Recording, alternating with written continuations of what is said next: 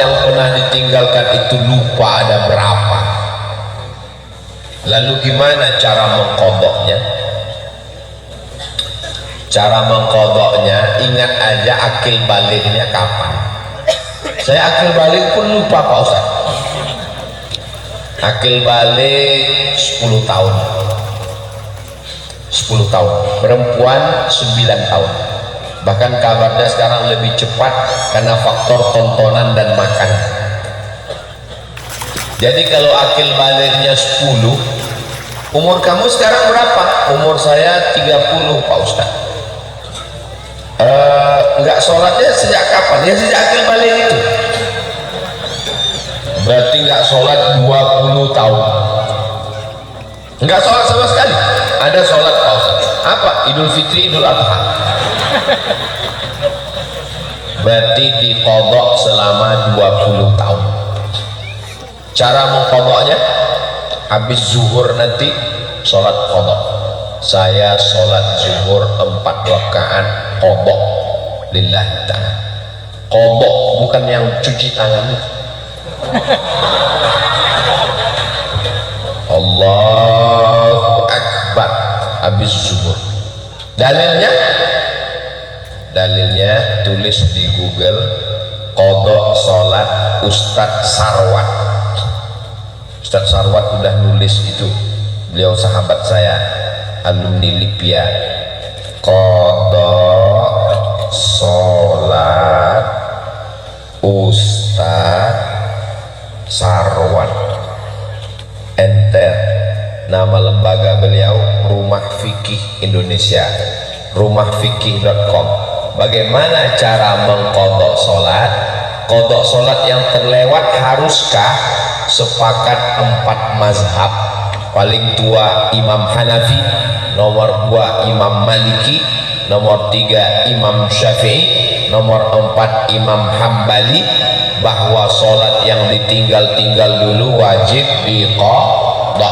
Tapi jangan gara-gara ini jamaah Darul Muhsinin besok semua nggak ada yang masuk kantor, pas ditanya kepala dinas kemana, cuti qadha.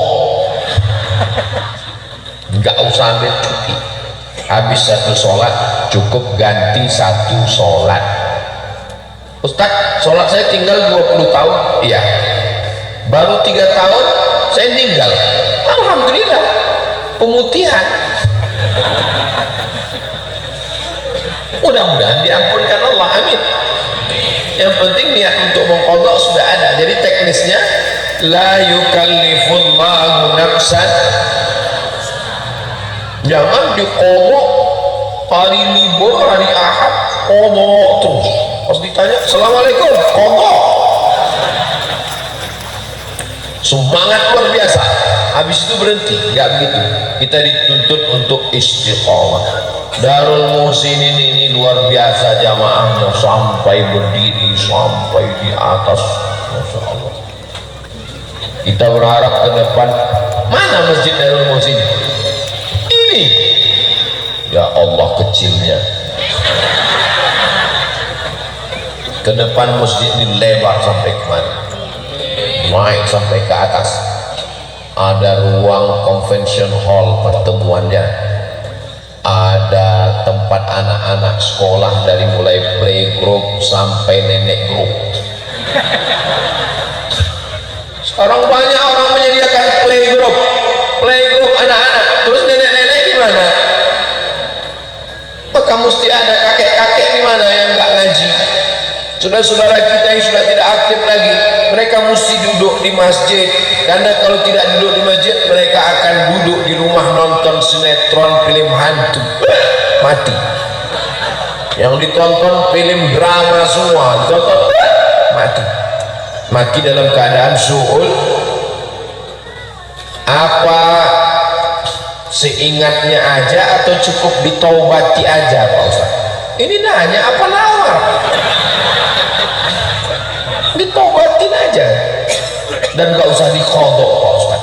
Jadi saya tengok beberapa jamaah ini, sebetulnya dia udah tahu jawabannya, cuman bagaimana supaya Ustaz ini ngalah.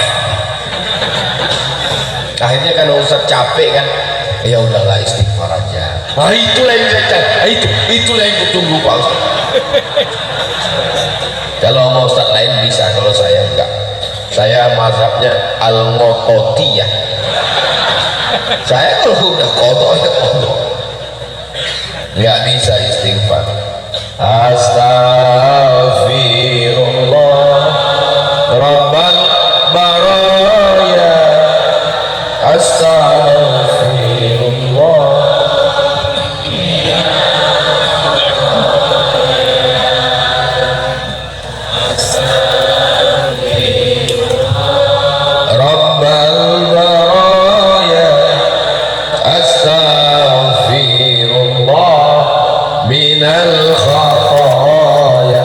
Astagfirullah, aku minta ampun kepada Allah Rabbal baraya, yang menciptakan semua makhluk. Astagfirullah, aku minta ampun kepada Allah minal khataya, dari semua kesalahan. Jadi nanti kalau kita istighfar, anak kita nanya, mama apa astagfirullah Rabbal baraya? Pokoknya minta ampun, pokoknya minta ampun.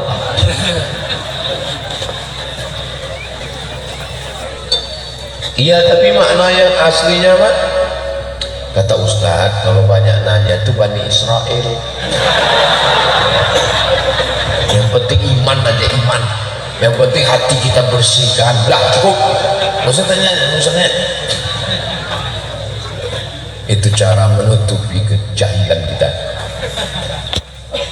Apa saja yang enggak kemasuk riba dan apa saja yang termasuk riba. La ta'kulur riba adhafan mudha'afah, jangan makan riba yang berlipat ganda. Minjam uang 100 juta, bayarnya 120, riba. Apapun namanya, saya nggak sebut namanya, yang penting asal bertambah berarti riba. Uang dengan uang riba, tapi kalau uang dengan barang enggak. Bapak punya mobil, Pak saya beli mobil Bapak, sebetulnya harga mobil ini 200 juta, tapi karena sama Ustadz Somad ya 210 aja lah. Kadang dengan Ustadz malah makin mahal dibuat. 210 ya? Iya. Saya nggak ada uang cash. Kalau saya cicil setahun bisa nggak? Bisa Pak Ustadz. Jadi berapa? 210 sebulannya Ustadz angsur aja 30 juta. Ya jadi 360 Pak Ustadz. Jadi dari 210 jadi 360. Bertambah apa enggak bertambah? Bertambah. Riba apa enggak? Enggak. Kenapa enggak?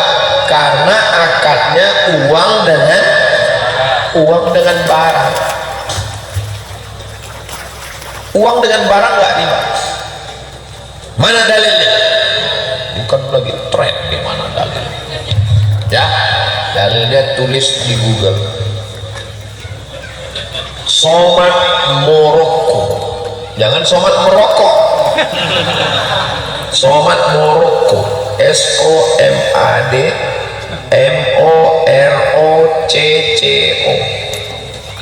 Somad Moroko spasi kredit. Sudah enter. Somad Moroko itu blog saya dulu. Kredit sudah saya tulis 25 Agustus 2010. Uang dengan barang tidak riba. Tapi katanya waktu saya ngambil barang mobil ini riba Pak Ustaz. Itu karena ada orang ketiga, namanya leasing, penyedia jasa keuangan, yang sebetulnya akad kita dengan dia adalah uang dengan uang, bukan uang dengan barang. Makanya jangan sampai ada orang ketiga di antara kita, Bu. Orang ketiga ini berbahaya. Orang ketiga ini adalah saya. Enggak ada saya ngomong gitu. Nah, jadi jangan sampai ada orang ketiga. Nah, ini yang menyebabkan riba. Jadi kuncinya satu saja, uang dengan uang bertambah maka dia adalah riba. Apa efek riba? 5. 1, alladzina ya'kuluna riba la yaqumuna illa kama yaqumu alladzi yatakhabbathu asyaitanu minal mas. Orang yang makan riba bangun dari kubur seperti orang yang kerasukan, kesambet. Kalau bahasa Sundanya apa? Kesurupan. Nanti kalau ngelihat di padang mahsyar pas bangun dari kubur ada orang kesurupan, kamu riba ya? Kamu juga.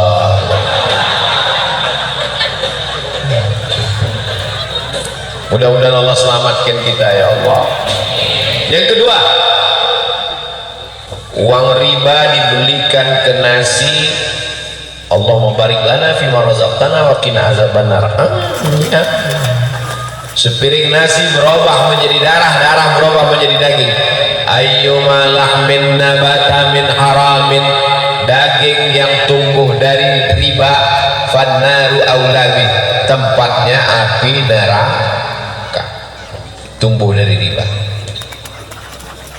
Sedangkan kita berdoa Rabbana atina fid dunya hasanah wa fil akhirati hasanah wa qina Allahumma ajirna minan nar, Allahumma ajirna minan nar, Allahumma ajirna minan nar, Allahumma ajirna minan nar. Selamatkan kami dari api neraka. Masuk neraka gara-gara daging yang tumbuh dari riba, tidak boleh masuk surga, transit dulu di obok-obok di neraka, habis baru masuk surga. Insya Allah kita semua ini nggak ada yang transit, langsung masuk surga. Heran jamaah, semua jamaah Darul Muslimin sudah masuk surga, tiba-tiba Ustaz Somad belum kelihatan. Pada nanya, pengurus ketua semua nanya, Ustaz Somad mana? Nggak tahu. Ustaz Somad katanya mungkin udah transit. Tapi dia kemarin doa waktu pengajian nggak transit, nggak tahu. Baiknya kita tanya aja sama malaikat Ridwan. Malaikat Ridwan, dia Ustaz Somad mana? Dia di VVIP. Amin kan? Itu cara saya minta doanya. Yang ketiga, orang yang berdoa Rabbi habli minas sholihin, berikanlah anak-anak saya soleh-soleh ya Allah, doanya tidak dikabulkan Allah. Kenapa? Mat'amu haram, karena lidah yang dipakai berdoa lidah makan riba. Kecuali lidahnya dua, satu untuk makan riba, satu untuk berdoa. Pas makan riba itu, pas mau berdoa sebentar ya ganti. Lidah yang sama kau pakai berdoa tak diterima Allah. 4, minum riba. Minum 1 gelas susu riba, masuk setetes darah.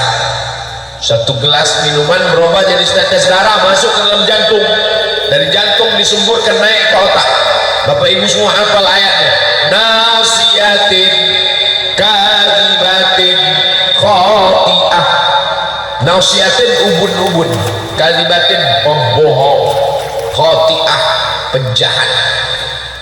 Kalau orang jahat, yang jahat itu kan tangannya, yang jahat itu kan mulutnya, yang jahat itu kan matanya, yang jahat kan kemaluannya. Kok yang jahat otaknya?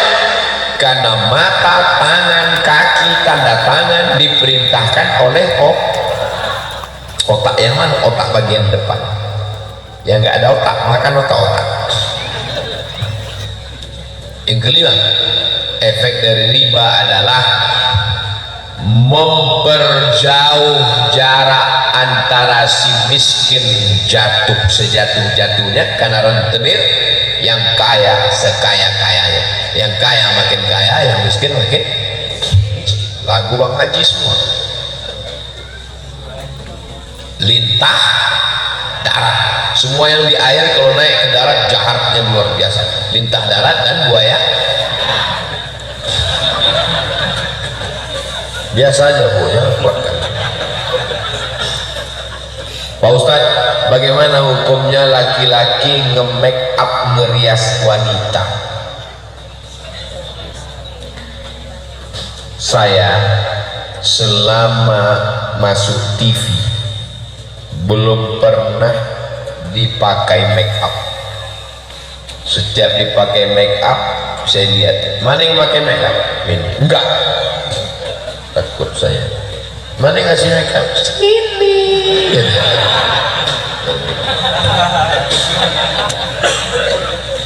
Kalau yang make up laki-laki garis tulang lunak presto,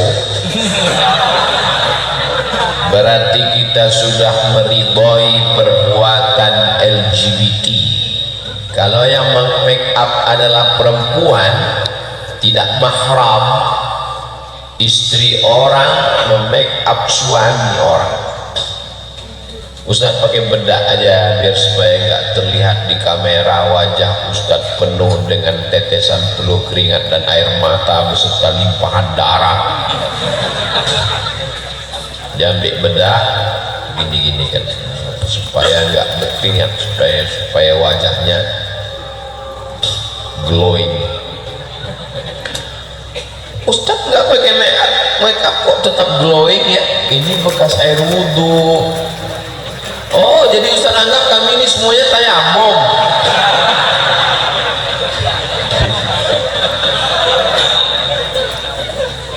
Nah, oleh sebab itu maka kalau bisa hindari. Kalau udah nggak terhindarkan lagi, apa boleh buat? Tapi kan nggak mungkin nggak terhindar. Mau masuk TV, mau kemana? Jadi anak-anak ibu yang mau menikah cari make upnya laki-laki. Laki-laki kebetulan mempelai laki-laki. Yang untuk anak perempuan, perempuan laki-laki yang benar-benar laki-laki sejati. Ada istrinya di rumah, tanyanya, laki-laki kau tuh benar-benar laki-laki, emang ente mau nyoba? Ya Allah, selamatkan umat kami dari LGBT ya Allah. LGBT ini dihidupkan oleh Illuminati menyebarkan perbuatan dosa di dunia supaya cepat turunnya azab Allah. Dalam agama apapun mereka tidak disukai. Dalam agama Kristen mereka disebut sebagai antikristus karena mereka memusuhi agama. Mereka menghalalkan segala yang diharamkan Allah SWT. Dalam agama Islam mereka adalah yang mensupport segala kemungkaran. Maka orang tua di rumah mesti anak-anak yang suka-suka melambai main-main boneka, kasih dia taekwondo, judo, aikido, silat yang agak besar, sumo,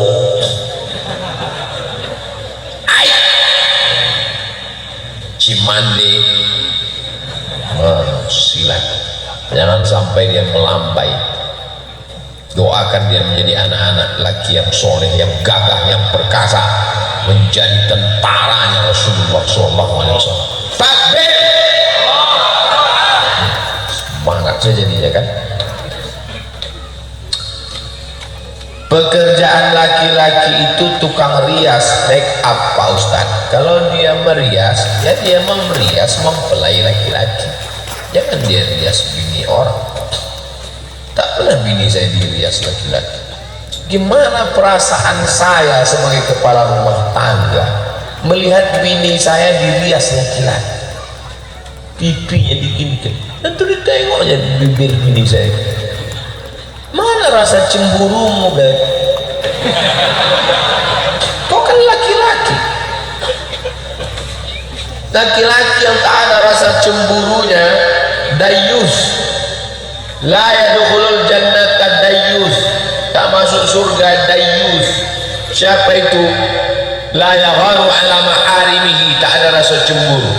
Di Mesir, jangankan binimu dirias laki-laki, nanya nama istrimu pantang, merah wajah. Kalau tempat kita mungkin biasa, siapa nama istrinya? Tuhan sana nggak boleh. Kalau mengasih air ke tamu, yang bawa itu laki-laki. Saya nggak pernah saya suruh istri saya membawa air minumnya ke tamu. Yang bawa air minum ke tamu saya. Nggak pernah sekalipun istri saya suruh datang ke ruang, ma datang ya. Lalu dia pun datang, direkam sama tamu.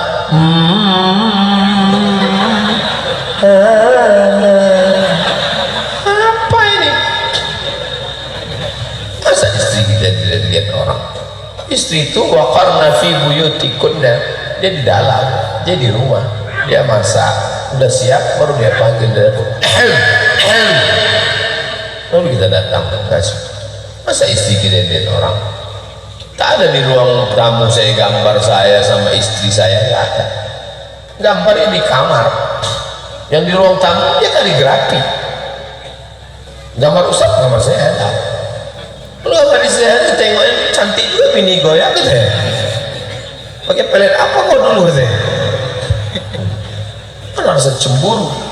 Jadi laki-laki yang udah tak ada rasa cemburu, ibu pun kalau udah tak ada rasa cemburu kepada suaminya, waspadalah.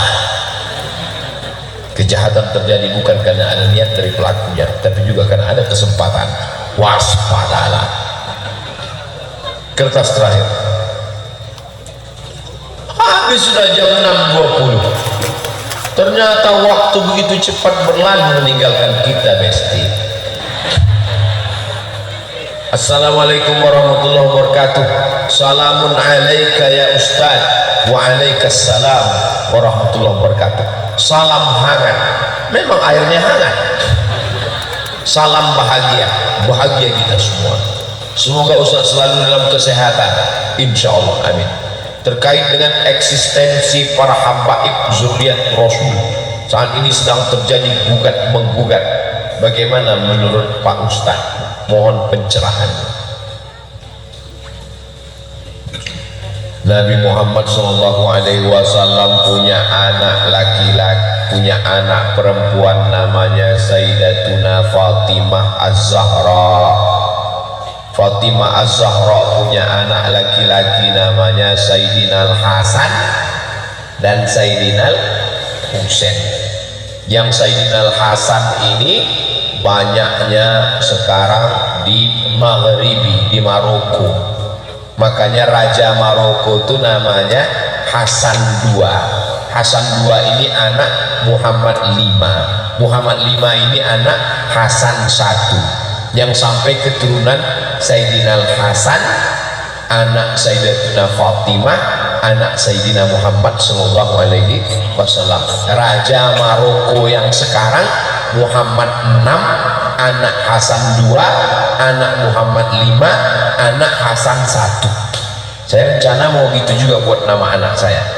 Abdul Somad I, punya anak saya Sami II, Razik I, nanti anak mereka Somad II. Biar nggak ribet ngirim Fatihahnya. Untuk Somad 1, Somad 2, Somad 3, Somad 4, Al-Fatihah.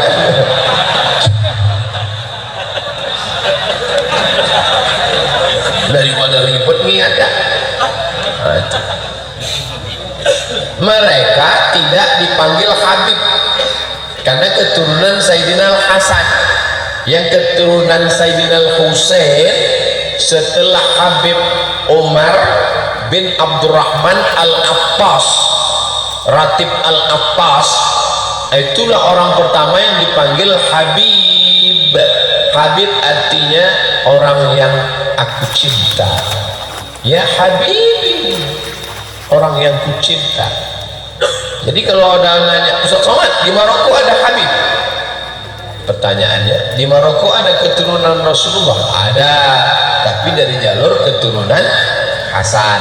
Nanti adik-adik sampai ke Maroko, mampir ke Masjid Hasan II di ibu kota Maroko, Casablanca, di tepi laut Samudra Atlantik.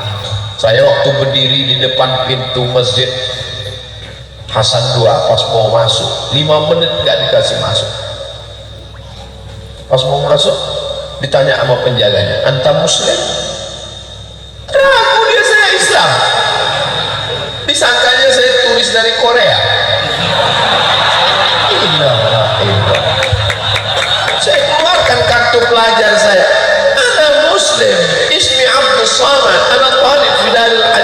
Hasaniyah.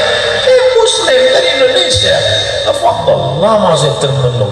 Berarti saya mirip-mirip juga. Jadi mereka tuh susah melihat wajah kita di mata gini, zakatnya kita nggak Islam. Nah, makanya ada ulama dari Maghribi di Makkah namanya Sayyid Muhammad bin Alawi bin Abbas Al-Hasani. Kenapa Al-Hasani? Karena keturunan Sayyidina Hasan. Itu ulama Al-Azhar namanya Syekh Muhammad Mutawalli Asy-Sya'rawi. Itu nasabnya Al-Husaini karena keturunan Sayyidina Husain, tapi tidak dipanggil Habib. Kenapa? Karena bukan keturunan dari Habib Umar bin Abdurrahman Al-Abbas, tidak dari Yaman. Jadi ada yang ke Mesir, ada yang ke Mesir, ada yang ke Yordania. Raja Yordania sekarang itu juga keturunan Nabi Muhammad Sallallahu Alaihi Wasallam. Lalu bagaimana dengan yang para habaib yang ada di tempat kita? Nabi SAW punya anak perempuan namanya Sayyidatuna Fatimah. Sayyidatuna Fatimah punya anak laki-laki, adik Sayyidina Hasan namanya Sayyidina Husain. Sayyidina Husain punya anak laki-laki namanya Ali Zainal Abidin. Kalau saya nanya, nggak usah stres, nggak usah depresi, karena saya jawab sendiri. Fatimah punya anak Hasan, adiknya namanya Sayyidina Husain. Husain punya anak laki-laki namanya Ali Zainal Abidin. Ali Zainal Abidin punya anak laki-laki namanya Muhammad Al-Baqir. Muhammad Al-Baqir punya anak laki-laki namanya Ja'far Shadiq. Ja'far Shadiq punya anak laki-laki namanya Ali Al-Uraidi. Ali Al-Uraidi punya anak laki-laki namanya Muhammad An-Naqib. Muhammad An-Naqib punya anak laki-laki namanya Isa Ar-Rumi. Isa Ar-Rumi punya anak laki-laki namanya Ahmad bin Isa Al-Muhajir. Kenapa disebut Al-Muhajir? Karena dia pindah dari Irak ke Tarim. Ya Tarim, ya Tarim, ya Tarim, ya Tarim, Syailillah, Syailillah, Syailillah, Syailillah. Itulah maka disebut dengan Tarim. Emang Nabi pernah mendoakan Yaman? Ya, Allahumma barik lana fi Yamanina, Allahumma barik lana fi Yamanina, Allahumma barik lana fi Yamanina. Berikan berkah kepada negeri Yaman. Memangnya ada sahabat Nabi yang dari Yaman? Oh, sahabat Nabi Mu'adz bin Jabal, sahabat Nabi Abu Hurairah, sahabat yang paling banyak meriwayatkan hadis. Ad-Dausi, satu kabilah dari Yaman. Ada orang Yaman yang hebat. Nanti kalau dia datang ke sini, kamu minta doa sama dia, doanya makbul. Siapa dia ya Rasulullah? Kami yang ikut perang denganmu. Kenapa kami minta doa? Pokoknya kalau dia datang ke sini, minta doa. Nabi meninggal baru dia datang. Ternyata dia tidak ketemu dengan Nabi walaupun hidup di zaman Nabi. Dia tetap berada di Yaman karena dia menjaga ibunya. Dia adalah Uwais Al-Qarni dari Yaman. Setelah Nabi meninggal baru dia datang. Dialah yang menggendong ibunya. Dari kecil dia menggendong kambing, dia gendong anak onta. Supaya apa? Latihan supaya bisa menggendong ibunya dari Yaman berjalan kaki ke kota Makkah Al-Mukarramah. Yaman negerinya para ulama. Lalu kemudian pindahlah Ahmad bin Isa Al-Muhajir ke Tarim. Lalu dia punya anak laki-laki namanya Ubaidullah. Ubaidullah punya anak laki-laki namanya Alawi. Alawi inilah yang dipanggil dengan Ba'alawi. Ba'alawi maka disebut mereka keturunan dari Ba'alawi.